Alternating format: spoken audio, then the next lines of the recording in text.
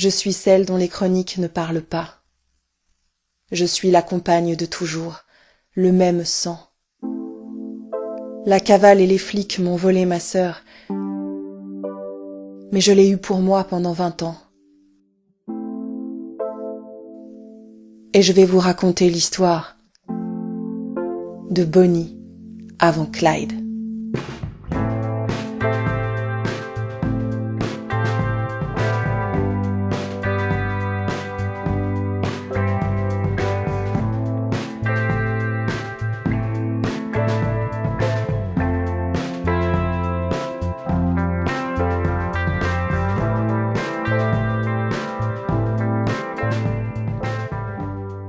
Croyez-vous au destin ? Bonnie devait y croire. Son histoire avec Roy a vite tourné court. Il s'est retrouvé en prison, avant même leur premier anniversaire de mariage. Et Bonnie est revenue habiter à la maison. On vit à nouveau sous le même toit, et j'aime la voir tous les jours.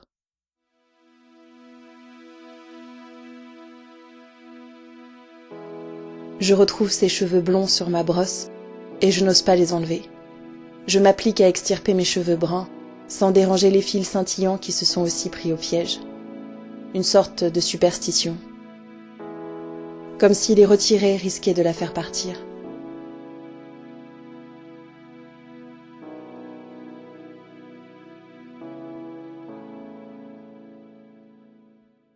Bonnie a pris un emploi de serveuse dans un café de la ville.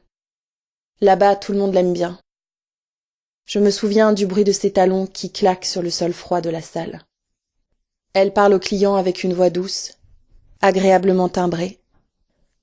Mais je l'entends aussi hausser le ton derrière le bar quand quelque chose ne lui plaît pas. Elle ne se laisse pas faire. Plusieurs fois, je l'ai surprise en train d'examiner son reflet déformé sur le dos d'une petite cuillère. Elle le fait rapidement pour que personne ne voie son manège. Je ne pense pas que ce soit pour les habitués. Les petits employés des alentours qui viennent prendre leur pause déjeuner. Ces hommes, elle ne les voit pas. Elle minaude parfois, elle prend des airs de séductrice. Elle est comme ça, un peu séductrice avec tout le monde, les hommes comme les femmes, les enfants, avec moi. Elle veut être appréciée, elle veut plaire. Oui, je crois.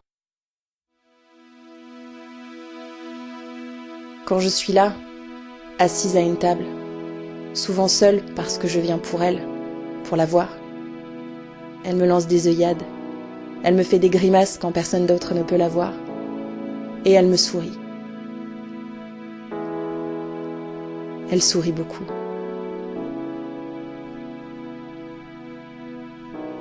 Moi, j'adore son sourire. Elle met un peu trop de rouge à lèvres parfois.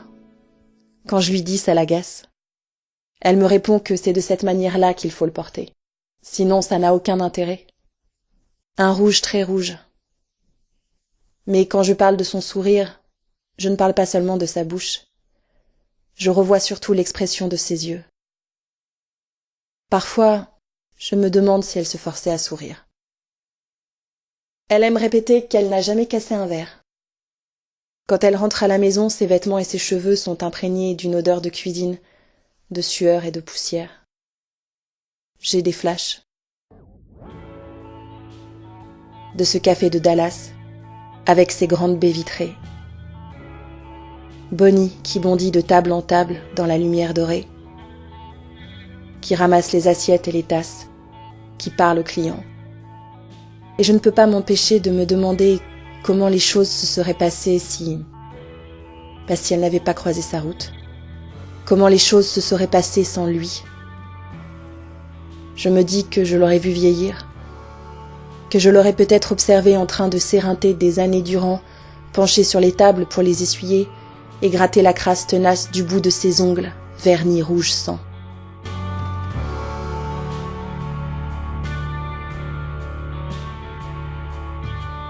Non, je peux même pas l'imaginer.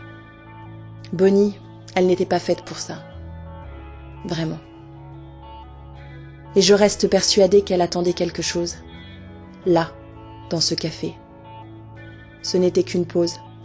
peut-être le lieu d'un rendez-vous donné par le destin.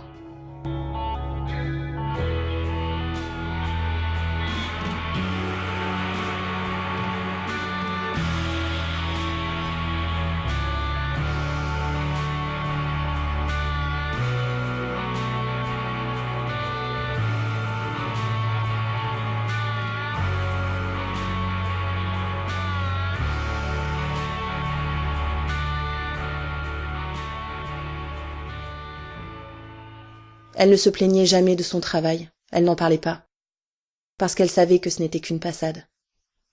Elle attendait. Oui, peut-être qu'elle prenait soin de vérifier son reflet dans les petites cuillères parce qu'elle l'attendait. Lui. Elle se tenait prête. Elle le savait. Et le reste, sa vie avec Roy, la maison que nous partagions, ce café de Dallas, suivez Bonnie. Tout le reste n'était qu'une salle d'attente. Au prochain épisode.